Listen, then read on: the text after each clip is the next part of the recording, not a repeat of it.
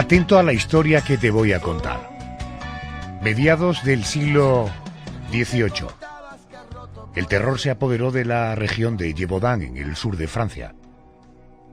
En tan solo 3 años, más de un centenar de personas aparecieron muertas, todas con la garganta desgarrada. El reino de Francia tuvo que poner en marcha sin resultado un operativo para cazar a la que fue conocida como la bestia de Gévaudan. Nunca se supo con certeza la identidad del agresor o de los agresores, pero en una reciente investigación parece que ya tenemos luz en este enigma. José Manuel, muy buenas noches. Buenas noches, efectivamente, y ha sido una suerte porque en su momento, estamos hablando de hace 3 siglos, no se pudo detener aquel devorador de hombres. Unos decían que era un hombre lobo, otros aseguraban que se trataba de un asesino en serie, incluso algunos, movidos un poco por la superstición, hablaban de una criatura infernal. Hace poco el investigador Daniel Valverde finalizaba una investigación que 300 años después parece que resuelve el enigma. Y además es una información inédita en nuestro país que vamos a difundir por primera vez esta noche. Bueno, vamos a analizar las claves de una historia que sirvió incluso de inspiración para la película El Pacto de los Lobos, junto al divulgador y escritor Daniel Valverde. Muy buenas noches, bienvenido a COPE. Muy buenas noches, encantado de estar aquí con vosotros. Gracias por elegir este programa para podernos contar esta investigación. Oye, de este animal, o de esta bestia, se dice que desgarraba el cuello de sus víctimas. ¿Cuál era su modus operandi a la hora de matar? Pues mira, es cierto que se ha dicho mucho también, y hay que separar un poco también el grano de la paja, ¿no? Porque mucho de lo que ocurrió, ¿no?, durante aquellos años del siglo XVII y XVIII en aquella zona del sur de Francia, sobre todo aquello, pues hay también una especie de aureola de bastante mitificación, ¿no? El modus operandi de la bestia de Gévaudan, porque luego ya veremos que más que de bestia habrá que hablar de bestias, porque es imposible imaginar que durante 3 años, ¿no?, que es más o menos el tiempo de acción, ¿no?, de este depredador, es imposible imaginar que una sola bestia pueda cubrir más de 300 kilómetros cuadrados y afectar a regiones colindantes como la Auvernia o el Vivarais, ¿no? Incluso en Saboya también se habla de una bestia. Luego, si queréis vamos a hablar de esas otras bestias, porque Correcto. Yo creo que ahí reside el kit de la cuestión. ¿Y cómo operaba? ¿Y cuál era el modus operandi? Pues el modus operandi era muy similar al que uno puede esperar de un cánido asilvestrado o de un lobo. Es decir, solía atacar a las víctimas de forma imprevista. Los estudios que se han realizado dicen que existe igual, es decir, una igual correlación entre los ataques que se producen en solitario, es decir, efectuados por un solo animal, y los que parece que hay una manada, ¿no?, que está acechando a la víctima, que le da muerte y que luego efectivamente se come los despojos y parte de los despojos. Es decir, algo que caracteriza siempre los ataques de la bestia de Gévaudan es que no acaba del todo con la víctima, es decir, siempre deja restos, incluso a veces simplemente, como has comentado, estrangula a la víctima, la degolla o come alguna de sus partes, ¿no? Sorprende también en los relatos que aparecieron muchos cadáveres mutilados, pero también decapitados, lo cual llevó a pensar que se trataba de la acción de una persona, ¿no?, de un asesino en serie o de un hombre lobo, ¿no? Una tierra esta y aquellos años muy prolija en leyendas sobre la licantropía, y con juicios y sentencias a licántropos, y luego si queréis podemos hablar de ello. Parece que el miedo, como hemos oído antes, empujó a las autoridades a hacer batidas para intentar dar con esta bestia, pero el resultado nunca fue el esperado. Pero aún así hay un dato curioso relacionado con un tal capitán Duhamel, del que se decía que sí tuvo un poquito más de suerte. ¿Qué hay de cierto en todo ello? Bueno, Duhamel era un tabernero, un señor, un cazador muy respetado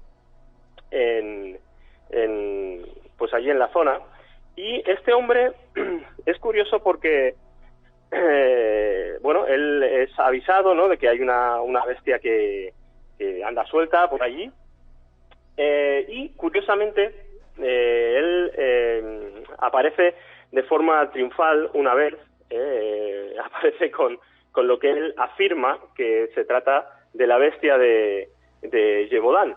Es curioso porque este hombre tenía una cierta reputación, era el asistente del comandante de los dragones de Langogne, y era un tío además que, para que los oyentes lo entiendan, iba bastante desobrado. Es decir, él llegó allí y quiso poner fin al misterio. Bueno, lo que ocurre es que aparece de forma triunfal con lo que él decía que era la bestia de Gévaudan, y cuando la enseña pues allí a los parroquianos, a los aldeanos, pues allí en pleno rezo, los interrumpe, entra el capitán Duhamel, y lo que muestra a los aldeanos es un simple lobo. Claro, imaginaos, pues allí se hace el silencio, los aldeanos no eran tontos, sabían que aquello era un lobo, se conocía que había puntualmente ataques de lobo, y aquello no les sorprendió para nada, ¿no? Evidentemente, Duhamel no acabó con la bestia de Gévaudan. Porque luego siguieron los asesinatos, ¿no? Sí, claro, los asesinatos siguieron durante prácticamente 3 años de forma ininterrumpida, a pesar de las batidas. Sí hay un punto, Daniel, que parece que no está muy claro en esta historia, porque hemos visto que por una parte la mayoría alude a que nunca se atrapó a ese animal, pero sí hay quien habla de que fue capturado por un lugareño, creo que se llamaba Jean Castel, y que se le pudo hacer incluso una autopsia. O sea, ¿qué se supone que se extrajo de ese estudio, vamos a decir, forense? Bueno, esta es la famosa autopsia Marin, que se conoce así, es el acta Marin que se puede consultar. Jean Castel era un cazador aguerrido de 60 años, y este hombre se dedicó también a realizar batidas. Bueno, allí realizó batidas prácticamente todos, marqueses como el marqués de Apcher. En este caso financió una multitudinaria batida donde Jean Chastel, que era además un tipo muy respetado también en el lugar, consigue, eso dicen las crónicas, insisto, como uno de los cronistas más conocidos es Lenotre, eso dicen las crónicas, que a finales de junio de 1767, ya con un gran reguero de muertes, hemos de decir que más de 120 como mínimo, más de 120 muertos y múltiples heridos, este señor cerca de Saugues espera, se queda allí escondido, dicen que hojeando un libro de oraciones, y de repente ve surgir de la oscuridad del follaje a la bestia a unos 20 metros de distancia.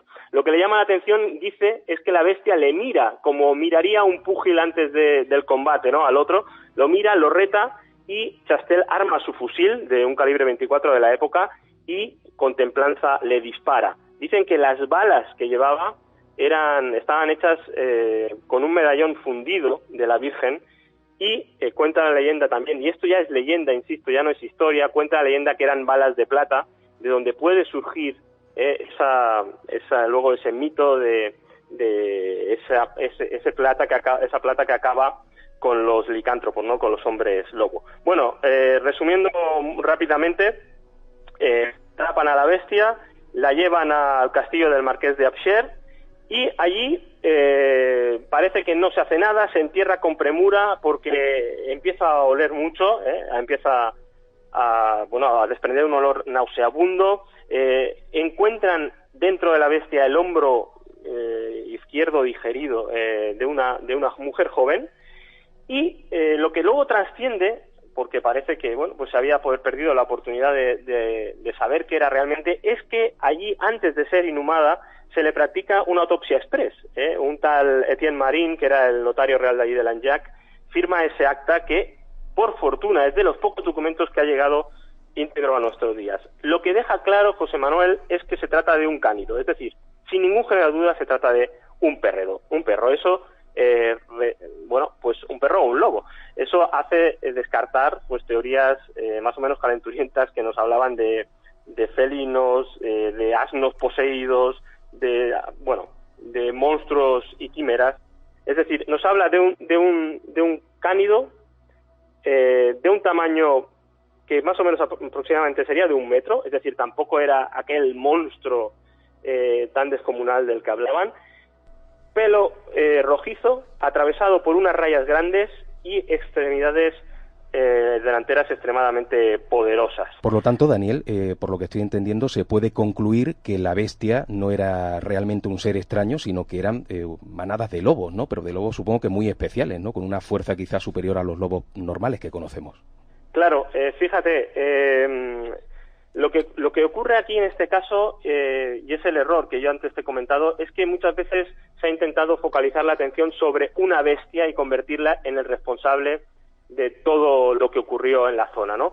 Yo creo que ese es el error, porque aquí pudo producirse perfectamente pues toda una serie de factores y hubo más de un responsable, más de un efecto para una misma causa. Evidentemente, la descripción, José Manuel, que en el acta de Marin se hace, el retrato robot que se hace, cuadraría perfectamente con lo que Jean-Claude Bourret, que es el autor del libro Le Secret de la Bête du Gévaudan, ya hablaba, es de la aparición por aquella zona de un wolf dog, es decir, de un perro lobo, un cruce fortuito de un perro lobo, de un perro pastor con un lobo salvaje. Evidentemente era una zona